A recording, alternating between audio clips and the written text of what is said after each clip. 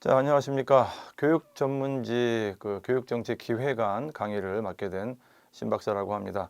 자, 여러분들 교육 전문직을 준비하시게 되면 아무래도 이제 여러 가지 면에서 힘드신 점도 많이 있고, 또 어찌 보면 이제 교직 생활을 통해서 어떤 자아 실현이라든가 또 지금의 어떤 위치에서 또 다른 어떤 직으로 이렇게 전환을 하고자 희망하시는 분들이 많이 계시리라 생각이 됩니다.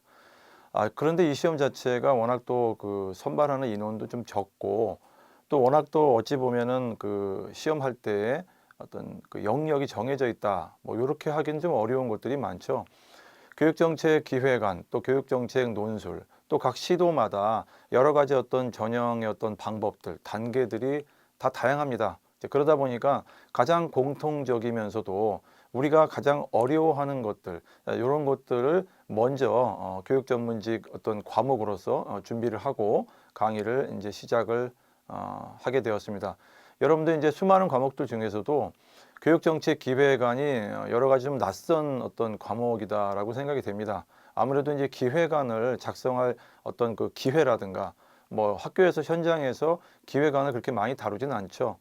특정 어떤 뭐 교무부나 연구부 같은 부장 같은 경우에 관련돼서 이제 학교 교육 계획이라든가 관련된 문서를 많이 접하시는 분들 입장에서는 어떤 교육청이나 교육부의 어떤 자료들을 접하는 어떤 기회가 조금 많기는 합니다. 그러나 일반적으로 선생님들이 기획안을 직접 작성해 보거나 또는 기획안, 특히 교육정책을 하나의 보고서로 작성을 해서 제출해 본 경험들은 극히 드물이라 생각이 됩니다. 자, 그래서 지금부터는 교육정책, 특히 이제 여러분들 전문직을 준비하시는 분들이 가장 힘들어하고, 그 다음에 또 기획안, 어떻게 기획을 해야 되느냐, 이런 것들을 중심으로 이제 강의가 진행이 됩니다.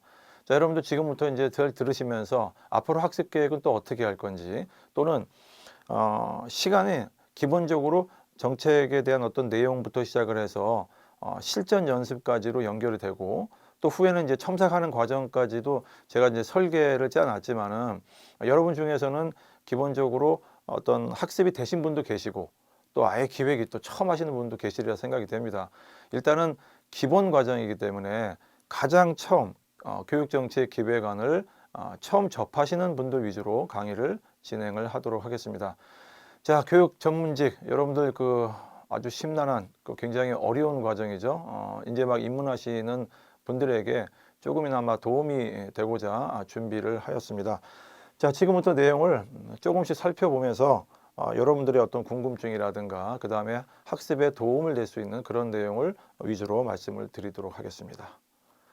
자, 먼저 교육 전문직 전형을 준비하시는 분들은 먼저 기본적인 요강을 분석부터 해야겠죠. 어떤 내용들로 전형 방법이 사실은 여러분도 아시겠지만은 교육부도 있고 그 다음에 시도교육청도 있습니다.